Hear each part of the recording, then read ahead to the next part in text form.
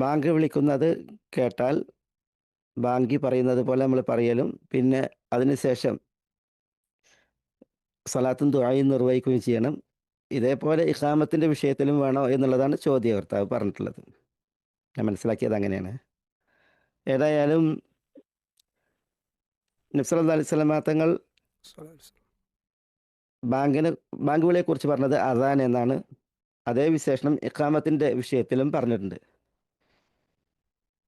പിന്നെ ബാങ്ക് വിളിക്കുന്നവനെ നിങ്ങൾ കേട്ടാൽ ഇദാ സമിഅ്തുമുൽ മുഅദ്ദിൻ, ബാങ്ക് വിളിക്കുന്നവനെ നിങ്ങൾ കേട്ടാൽ ബാങ്ക് വിളിക്കുന്നവൻ പറയുന്നത് പോലെ പറയാൻ പറഞ്ഞു. പിന്നെ ബാങ്ക് വിളിക്കപ്പുറം സലാത്ത് ചെല്ലാനും ദുആ ചെല്ലാനും പറഞ്ഞു. ഇഖാമത്തിനെയും അദാൻ എന്ന് നബി സല്ലല്ലാഹു അലൈഹി വസല്ലമ തങ്ങൾ പറഞ്ഞപ്പോൾ മാ ബൈനൽ അദാനൈനി സലാ എന്ന് പറഞ്ഞത്, രണ്ട് അദാനുകൾക്കിടയിൽ നിസ്കാരമുണ്ട് എന്നാണ് പറഞ്ഞത്.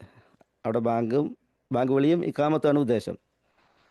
അപ്പോൾ പിന്നെ ഇഖാമത്തിനും അദാൻ എന്ന് പറയും. അദാൻ കേട്ടിട്ടുണ്ടെങ്കിൽ അദാൻ വിളിക്കുന്നവൻ പറയുന്നത് പോലെ പറയാം. അപ്പോൾ ഇഖാമത്ത് വിളിക്കുന്നവൻ പറയുന്നത് പോലെ പറയുക. എന്നിട്ട് അതിന് ശേഷം സ്വലാത്ത് ചൊല്ലുക. അതേപോലെ തന്നെ അല്ലാഹുമ്മ റബ്ബ ഹാദിഹി ദഅവതി താമ്മ വസ്സലാത്തുൽ ഖായിമ എന്ന് തുടങ്ങിയുള്ള ആ ദുആ നിർവഹിക്കുക.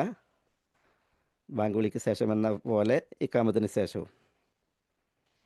ഇതാണ് അതിൽ പറയേണ്ടത്. അല്ലാഹു അലം.